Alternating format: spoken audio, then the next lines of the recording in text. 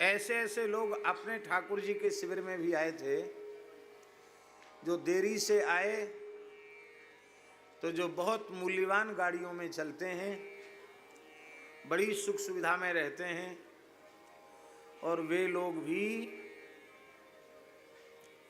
8-8, 10-10 kilometre पैदल चलकर आए, और उनको निकलना भी था। तो अभी हमने पूछा कैसे जाएंगे, बोले जैसे आए थे पैदल धीरे धीरे ऐसे चले जाएंगे।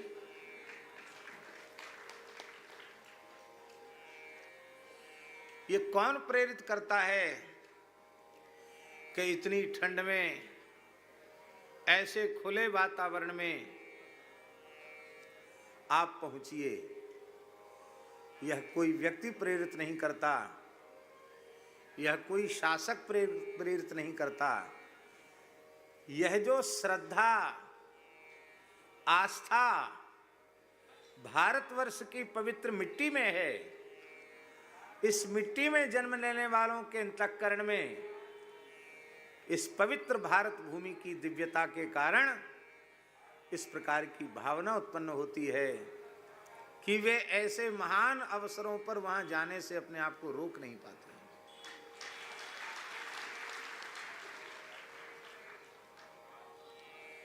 आज हमने किसी से कहा कि आज भीड़ बहुत थी, संतों के स्नान घाट पर भी बहुत जनता पहुंच गई थी,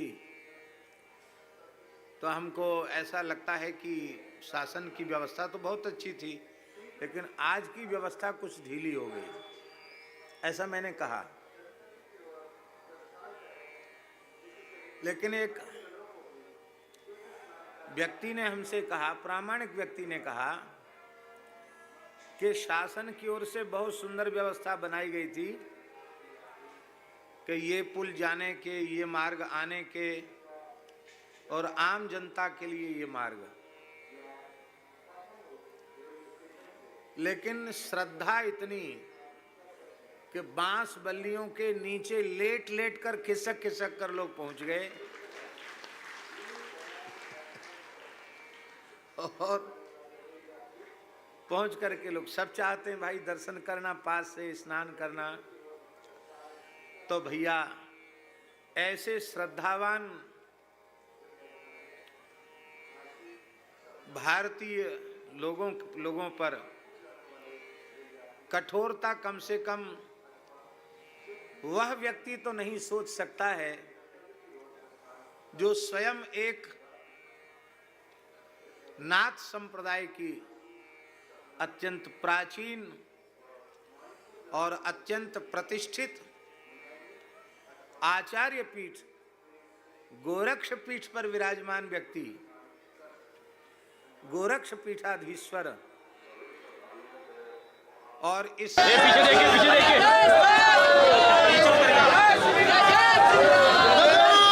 कम उनके मुख्यमंत्रित्व काल में तो ये अपेक्षा कोई कर नहीं सकता कि इस श्रद्धावान प्रजा पर कोई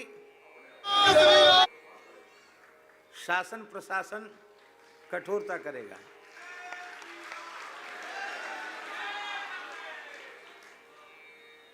तो इसलिए आज का यह अत्यंत सकुशल, इतना बड़ा प्रथम महास्नान, महापुण्य स्नान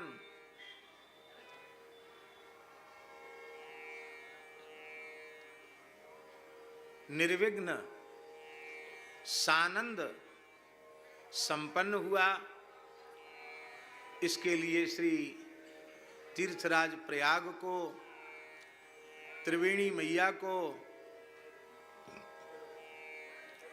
बेणी माधव भगवान को और यहाँ के समस्त तीर्थाधिष्ठात्र देवताओं को हम प्रणाम करते हैं।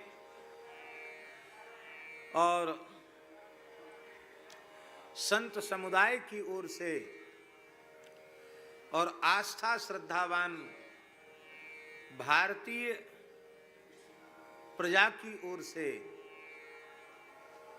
प्रदेश के और देश के शासक को खूब खूब आशीर्वाद और साधुवाद देते हैं और आशा करते हैं कि भगवत कृपा से, संत कृपा से, गुरु कृपा से आने वाले सभी पर्व महापर्व के स्नान इसी प्रकार से निर्विघ्न और सानंद संपन्न हों।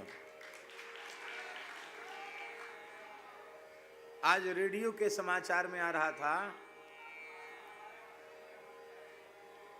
कि दिन में 12 बजे तक 1.5 करोड़ से ऊपर लोग स्नान कर चुके थे।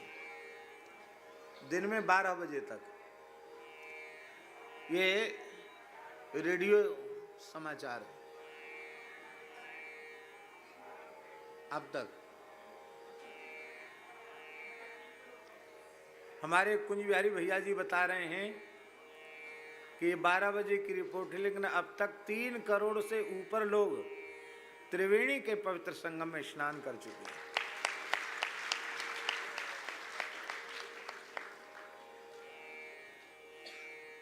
पौराणिक शास्त्रीय महात्म्य तो इस प्रकार के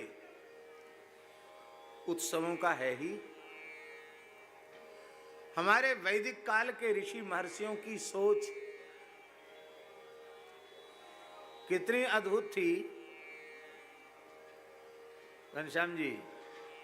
उस जमाने में प्रचार प्रसार के, संचार के इतने बढ़िया साधन नहीं थे, लेकिन संपूर्ण भारतवर्ष का संत समाज आसेतु हिमालय पर्यंत सभी संत और उन संतों से जुड़े हुए आस्थावान लोग एक साथ 12 वर्ष के अंतराल में प्रयाग में, उज्जैन में, हरिद्वार में और नासिक में इकट्ठे होकर के राष्ट्र के सर्वांगीण समुत्कर्ष का चिंतन करें, और कोई समस्या है सनातन धर्म पर तो उसका भी मंथन करके, विचार करके और उसके समाधान को खोज करके निकालें। ये कितनी अद्भुत बात है। हम बड़ी विनम्रता से बात आपको कह रहे हैं कि हिंदू वैदिक सनातन धर्म की विचारधारा के जैसी विचारधारा सामाजिक संगठन और सामाजिक समरसता की धरती पर और किसी मत पंथ या समुदाय में नहीं है। वह केवल और केवल वैदिक हिंदू सनातन परंपरा की विचारधारा में ही है।